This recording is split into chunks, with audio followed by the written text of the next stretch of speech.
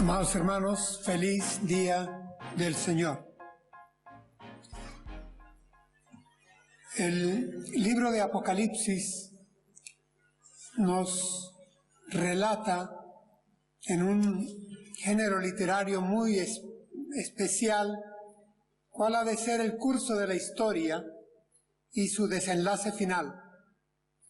Muy interesante que todo habrá de culminar con la recreación de cielos y tierra.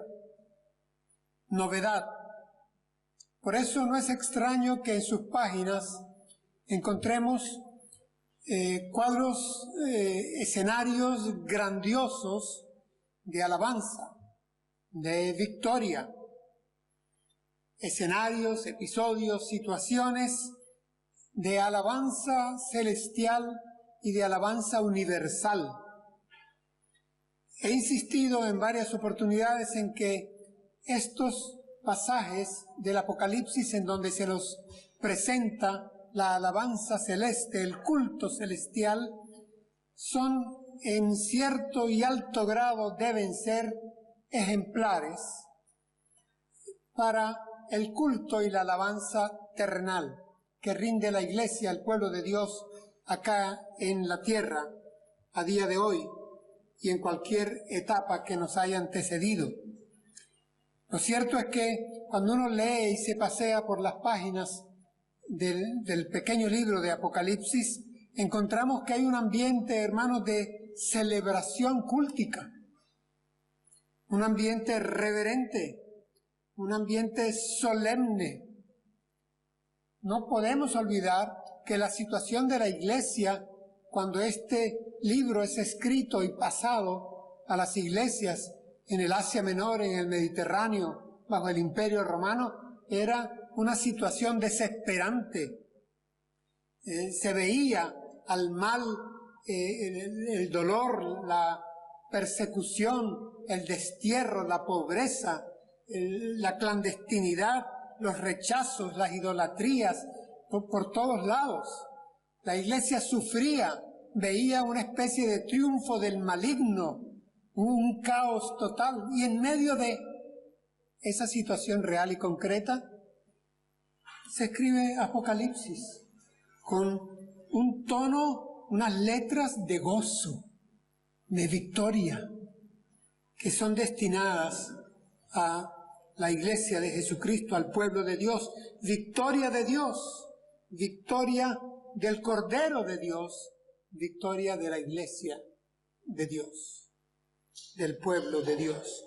Hoy quiero que tomemos, veamos cómo Juan contempló un culto celestial según le fue revelado. Un gran culto. En Apocalipsis capítulo 7, voy a leer para ustedes 4 versículos, en donde se describe la visión que Juan tiene desde su prisión en la isla de Patmos, de ese culto celeste, que creo, insisto, debe ser ejemplar para el culto nuestro a día de hoy. Voy a leer en Reina Valera contemporánea, dice así la palabra. Después de esto, vi aparecer una gran multitud, compuesta de todas las naciones, tribus, pueblos y lenguas. Era imposible saber su número. Estaban de pie ante el trono, en presencia del Cordero, y vestían ropas blancas. En sus manos llevaban ramas de palma, y a grandes voces gritaban: la salvación proviene de nuestro Dios, que está sentado en el trono, y del Cordero. Todos los ángeles estaban de pie, alrededor del trono y de los ancianos y de los 4 seres vivientes, y delante del trono inclinaron el rostro y adoraron a Dios, y decían: Amén. A nuestro Dios sean dadas la bendición y la gloria, la sabiduría y la acción de gracias, y la honra, el poder y la fortaleza, por los siglos de los siglos. Amén. Hasta ahí la palabra. Quisiera, hermanos, que revisáramos este texto en la mañana de hoy,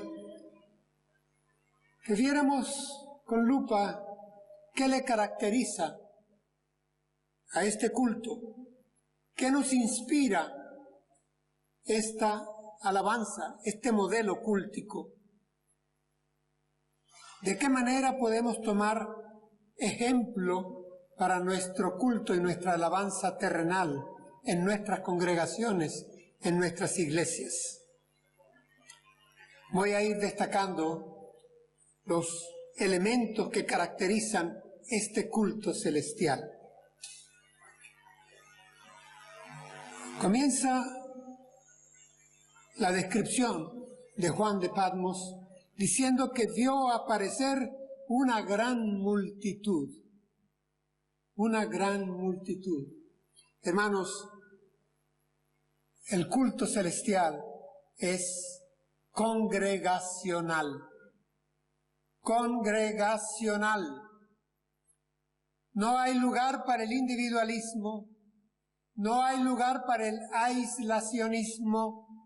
Es una gran multitud la que Juan ve alabando en el cielo. En el culto celestial, una gran multitud.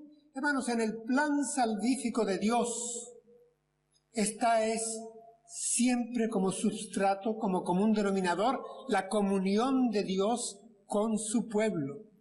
Desde el Génesis, desde el Éxodo, allá al comienzo, en el plan de Dios, esta es la relación de adoración con el pueblo que ha ido creando. Recuerden cómo acampaba el pueblo de Israel. Las 12 tribus en el desierto fueron sacadas del imperio del Nilo. 3 tribus acampaban al norte, 3 tribus acampaban al sur, 3 tribus acampaban al oeste y 3 al oriente. Y en el centro del campamento, ¿qué? Según la historia que tenemos en el Antiguo Testamento, el tabernáculo de Dios en el centro, la tienda del encuentro en el centro. Era Dios con su pueblo, haciendo presencia, convocando a su pueblo alrededor de Él, porque Él habita en la gloria y la alabanza de su pueblo. Hermanos, así se nos va por todo el Antiguo Testamento. Se recorren siglos y pasamos más de un milenio y llegamos 1500 años, y en el Nuevo Testamento, en la iglesia primitiva, encontramos, y voy solamente a dar una breve cita nada más, cuando encontramos esta preciosa promesa: donde estén 2 o 3 reunidos en mi nombre, y aquí yo estoy en medio de ellos. Donde estén 2 o 3, no es donde esté uno que quiera jugar al llanero solitario o al lobo estepario, alabando desde su casa. Donde estén 2 o 3, donde se reúnan. En el Nuevo Testamento, en todas las cartas encontramos la imagen corporal, la imagen de familia, la imagen de pueblo, de comunidad, de nación, de edificio, de asamblea. ¿De qué? De eclesia.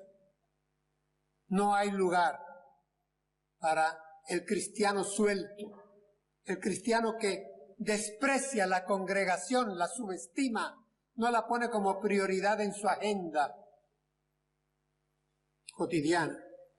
Hermanos, en la eternidad, lo que está sucediendo y sucederá a plenitud hacia el final es la alabanza congregacional, el culto congregacional del pueblo de Dios para con su Dios. Desde ahora debemos de fomentar en nuestros corazones, en nuestras vidas, en nuestras familias, el sentido de la integración, el sentido de la pertenencia, el sentido de la congregación, de la membresía. Es necesario que desde ya lo cultivemos, porque nos vamos a incorporar a esa gran multitud que por la eternidad hará culto en la presencia de Dios. Una gran multitud. Primera característica: el culto y la alabanza en el cielo de Dios es congregacional. Segundo, se nos dice que esta gran multitud estaba compuesta de todas las naciones, tribus, pueblos y lenguas. Era imposible saber su número. Es un culto, es una alabanza transcultural. Hemos dicho congregacional. Ahora el pasaje nos afirma que es transcultural. Está compuesta de todas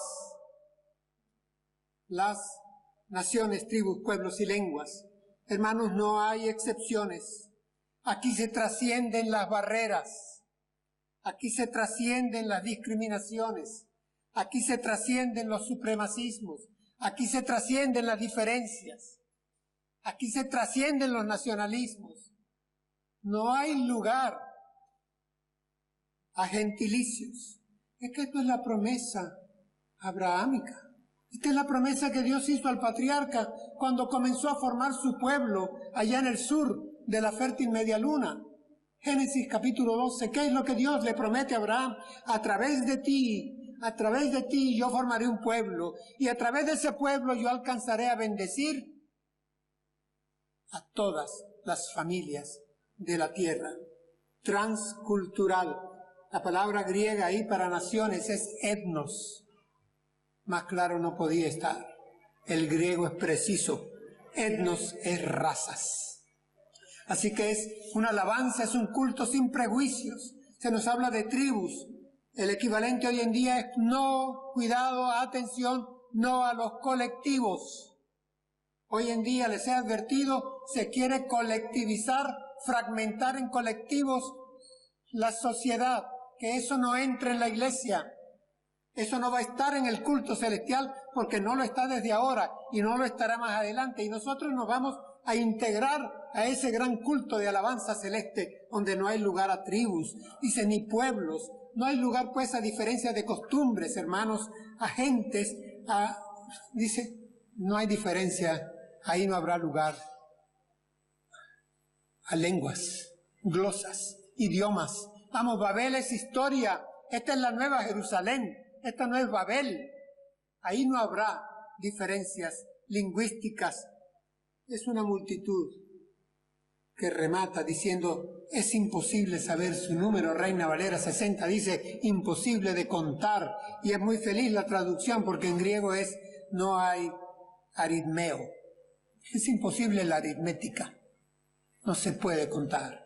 Es una gran multitud. Son, hermanos, millones que nos han precedido, que en este momento alaban, rinden culto, día de hoy, otro día, alrededor del planeta, en más de 190 países, pequeñas congregaciones como las nuestras, grandes congregaciones, pequeños grupos escondidos en casas, pero están alabando y rindiendo culto a Dios de una manera transcultural. Se congregan, congregacional, transcultural. Vamos a la tercera característica. Dice que estaban de pie ante el trono en presencia del Cordero. Y vestían ropas blancas, en sus manos llevaban ramas de palma y a grandes voces gritaban, la salvación proviene de nuestro Dios que está centrado en el trono y del Cordero. Hermanos, tercera característica de la alabanza celestial, del culto celeste. Hemos dicho que es congregacional, hemos dicho que es transcultural y ahora hemos de afirmar con gozo, es cristológica.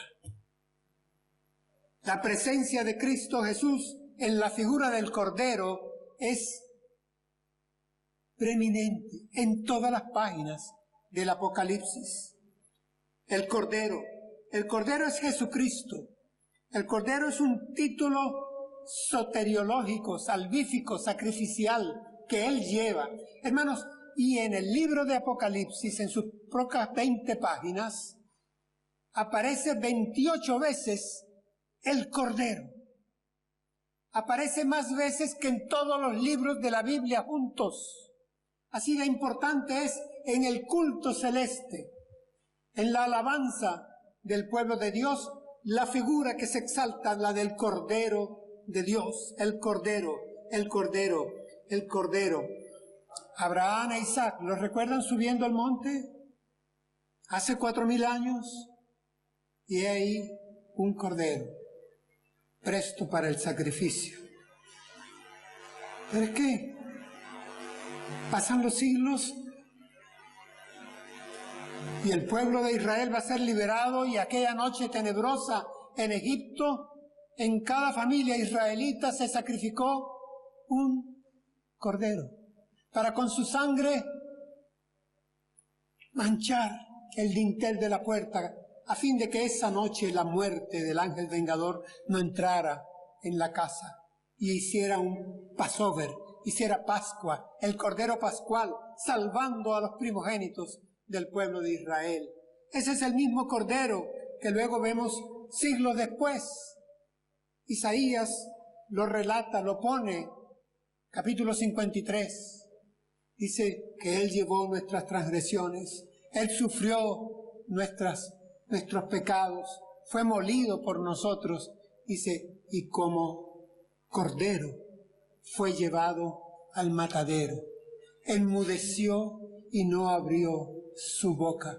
El Cordero de Dios, el Cordero mesiánico. Es el mismo que Juan el Bautista, a las orillas del río Jordán, ve venir y lo señala a la multitud y les dice: he aquí el Cordero de Dios que quita el pecado del mundo. El Cordero sacrificial es el Cordero pascual, es el Cordero mesiánico y es el Cordero que es exaltado en Apocalipsis.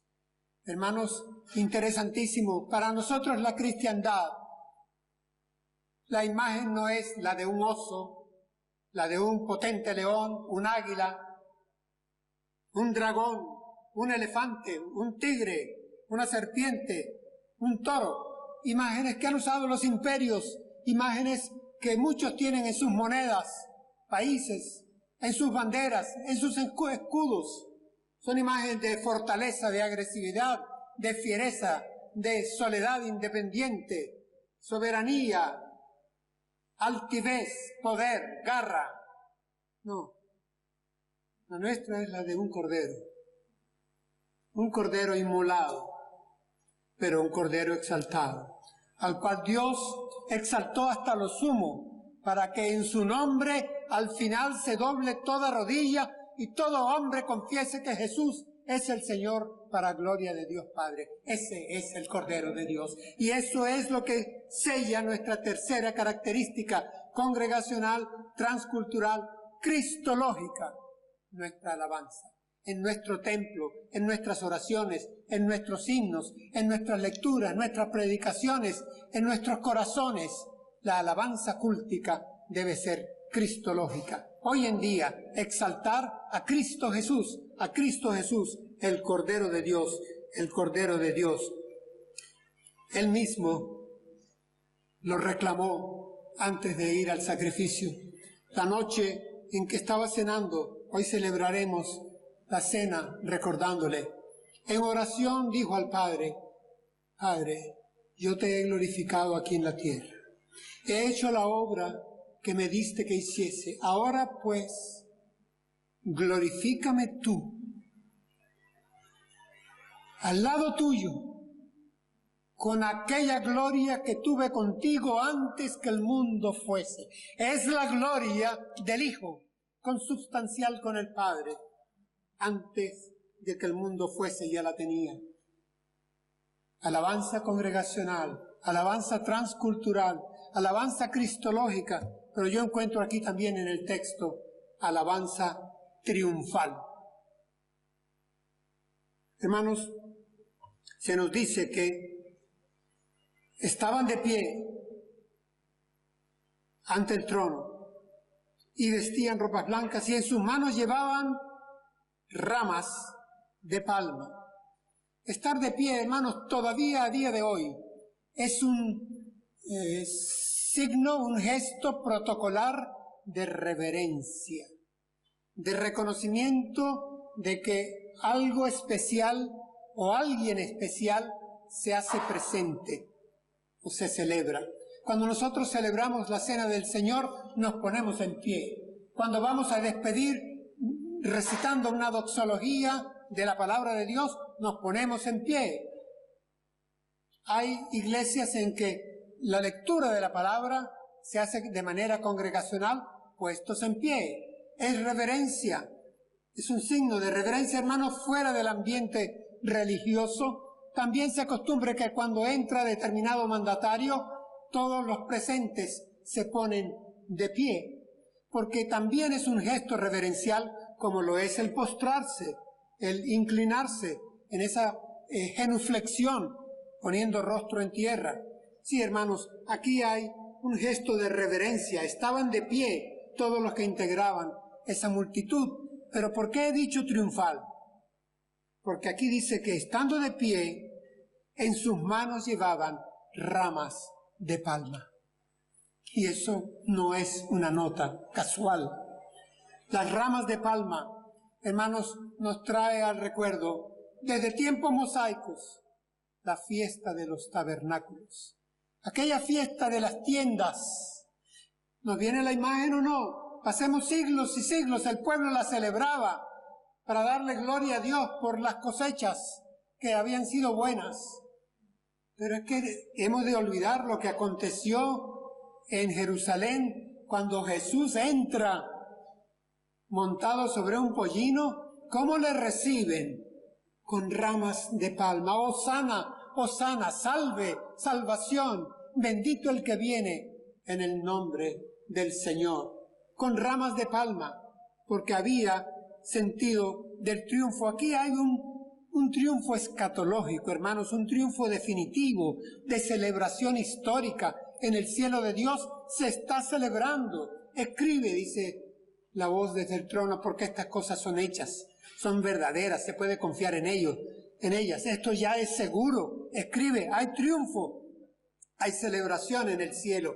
Nosotros debemos unir nuestro culto, nuestra alabanza, con sentido de gozo y de celebración, a pesar de lo que vemos a nuestro alrededor, a pesar de nuestras propias enfermedades y dolores y pérdidas y duelos y envejecimiento y pobreza, a pesar de las malas noticias, a pesar de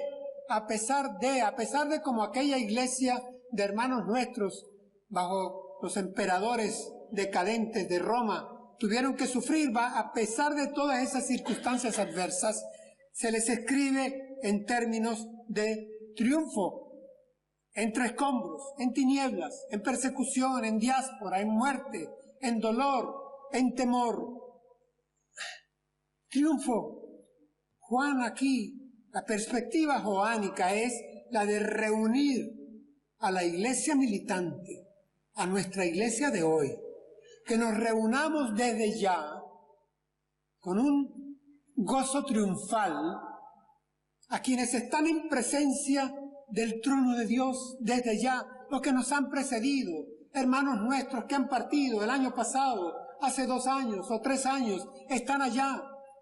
Hermanos, la promesa la hizo el mismo Señor Jesús, el Señor y cabeza de la iglesia. Ni las puertas del infierno, ni las puertas del Hades prevalecerán contra nosotros. No podrán. Tenemos garantizado eso. Ahora, hermanos, este gozo triunfal, insisto, lo he citado, gozo, no es sinónimo de alboroto. No es sinónimo de desorden, de anarquía y de gritos particulares. No. Hoy, porque tengo que avanzar sobre otras características, simplemente a recordar que el gozo forma parte del fruto del Espíritu Santo. Porque el fruto del Espíritu es amor, gozo, paz, paciencia, y ahí avanza. Ese es el gozo que desde ya sentimos. Cuando nos saludemos, hermanos, yo entiendo a veces hemos llevado tantos golpes y estamos llevando en gerundio algunos a día y a día. ¿Y cómo estás? Aguantando, que ya es bastante. Hermano, aunque lo digas, añade, pero con gozo, porque lo mío no termina aquí. Con gozo, porque me uno desde ya a la alabanza celestial que se rinde frente al trono de Dios. Triunfal, triunfal. Hemos dicho entonces que la alabanza era el culto que vemos en el cielo, por lo que vamos leyendo, es congregacional, es transcultural, es cristológica, es triunfal. Y ahora veremos, es soteriológica. Soteriológica, una vez más el griego. Soterios es salvación, rescate. Soteriológica, la Escritura aquí nos dice que los que estaban de pie ante el trono en presencia del Cordero, ¿qué? Vestían ropas blancas. No hay lugar aquí para especulaciones, para darle vueltas. El mismo pasaje lo aclara unas líneas más adelante. ¿Quiénes son estos que integran esta multitud, que están de pie frente al trono y que visten ropas blancas? Porque si vuestros pecados fueren rojos como la grana, como la nieve, serán emblanquecidos. Y si fueren como el carmesí, vendrán a ser como la blanca lana. Blancura. Blancos. Sí, el pasaje nos agrega que estos son aquellos cuyas ropas han sido lavadas en la sangre del Cordero. No hay manchas, porque el Cordero es puro, inmaculado, y nos cubre con su blancura. No es mérito propio, somos salvos porque hemos sido apartados, hemos sido santificados, hemos sido blanqueados por el que es santo, santo, santo y que ocupó nuestro lugar en la cruz del Calvario. Así que, hermanos, toda generación de cristianos está presente y representada por esa multitud que viste ropas blancas porque ha sido salvada.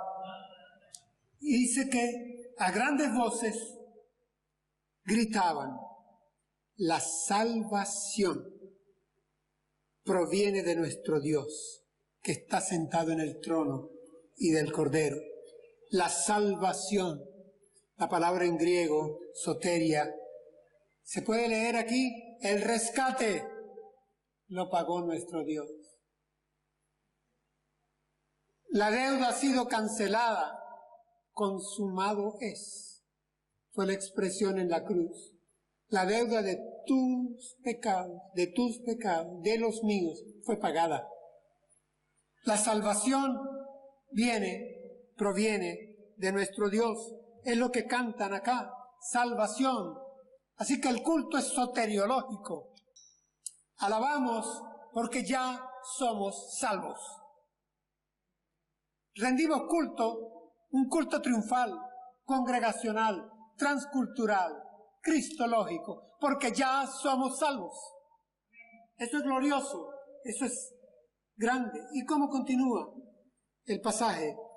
Dice que ante esta alabanza de la multitud de hermanos nuestros que están allá, dice que todos los ángeles estaban de pie alrededor del trono y de los ancianos y de los 4 seres vivientes, y delante del trono inclinaron el rostro y adoraron a Dios.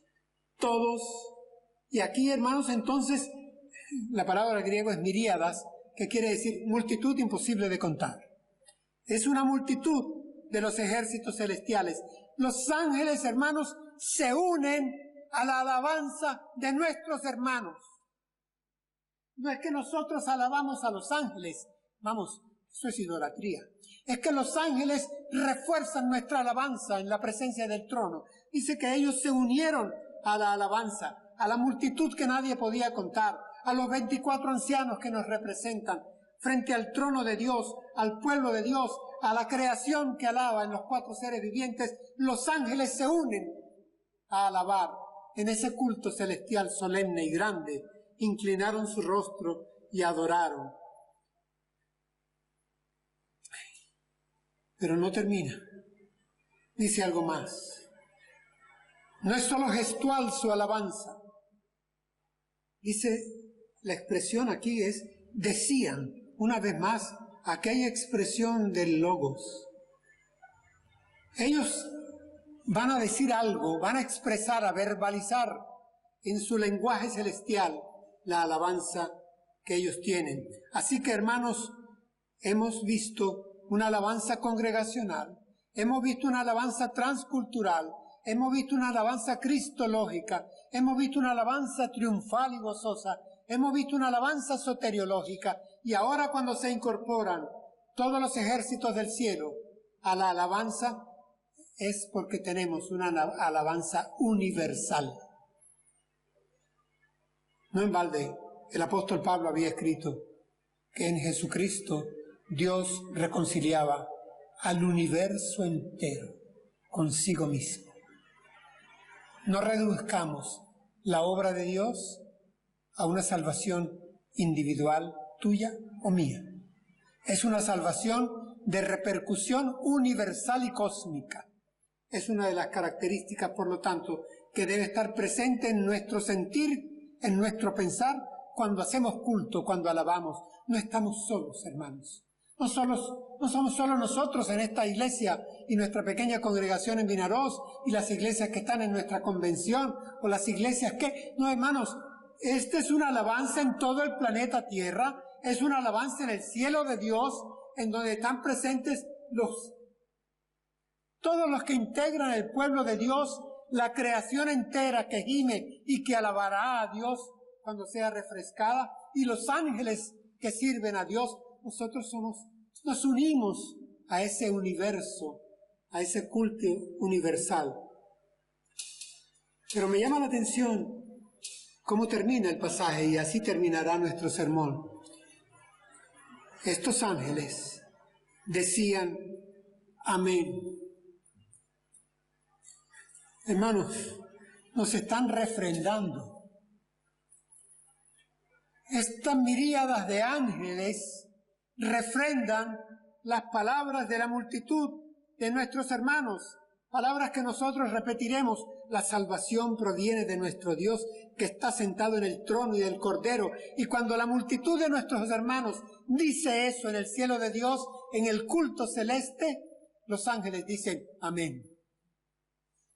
Y cuando nosotros en nuestro culto hoy alabamos a Dios, nuestro Salvador, y al Cordero, y le recordamos en la Santa Cena, y le predicamos, y leemos la palabra, y entonamos nuestros himnos, los ángeles dicen amén. Cuando un familiar nuestro, un conocido, un invitado, entra en la comunión con el Señor Jesucristo y nace de nuevo, hay gozo en el cielo, y los ángeles hacen fiesta en el cielo. Eso está en la palabra. Finalmente, entonces, la expresión de los ángeles dice, así sea, amén. Lo que ha dicho esta multitud, lo que canta la iglesia de Amposta, amén. Y a nuestro Dios sean dadas la bendición y la gloria, la sabiduría y la acción de gracias y la honra, el poder y la fortaleza, por los siglos de los siglos. Y vuelven a cerrar.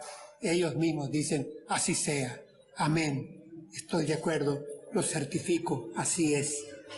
Hermanos, Juan, el judío, el prisionero, líder de la iglesia en el Asia Menor, en la pequeña isla de Patmos, pone un septenario. Bendición, gloria, sabiduría, acción de gracias, honra, poder y fortaleza. No lo estoy poniendo yo, está aquí en la revelación, en la palabra.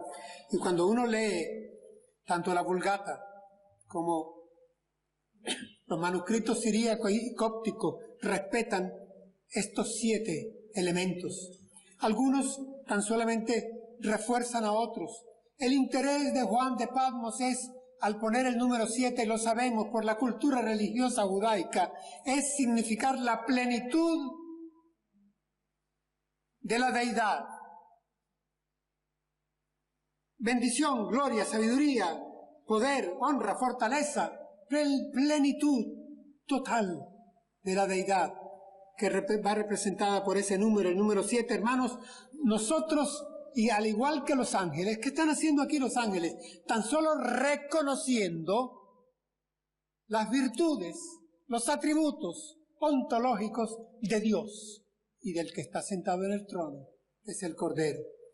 Es lo único que hacen. No están añadiendo, están tan solo predicando. Yo les he dicho, hermanos, que nuestra alabanza aquí en nuestros cultos locales congregacionales, que nuestros cultos deben ser carismáticos, deben de predicar nuestras palabras, nuestros cantos, nuestras oraciones, la lectura de la palabra, nuestros WhatsApps, los videos que compartimos, deben de predicar nuestra fe. Porque eso es lo que hay.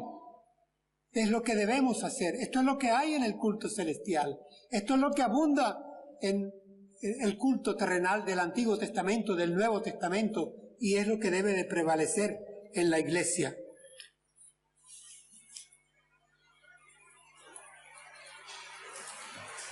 El cierre de este canto angelical, de esta declaración de fe angelical, es por los siglos de los siglos. Eso es cultura griega. Es una expresión que después pasó al latín, el per secula seculorum, pero es original de los griegos para decir no hay tiempo. El cronos muere porque le da lugar a la eternidad, por toda la eternidad.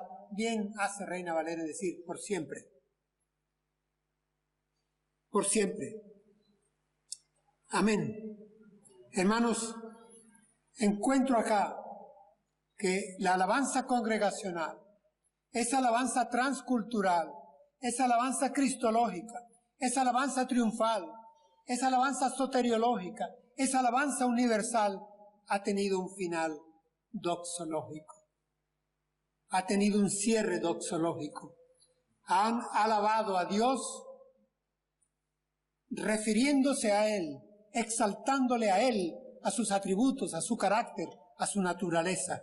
Doxología pura. ¿Y qué ha hecho Juan? Ha unido al cielo y la tierra. Hermanos, en este culto celestial, ángeles y hombres se han juntado en una liturgia solemne, en una liturgia gozosa, pero reverente, en una liturgia eterna. Una liturgia que deberíamos nosotros revisar, adoptar en lo posible como inspiración. Mi oración, mi deseo de corazón como pastor es que siempre nuestro culto se inspire en ese culto. Que siempre nuestra alabanza se inspire en esa alabanza.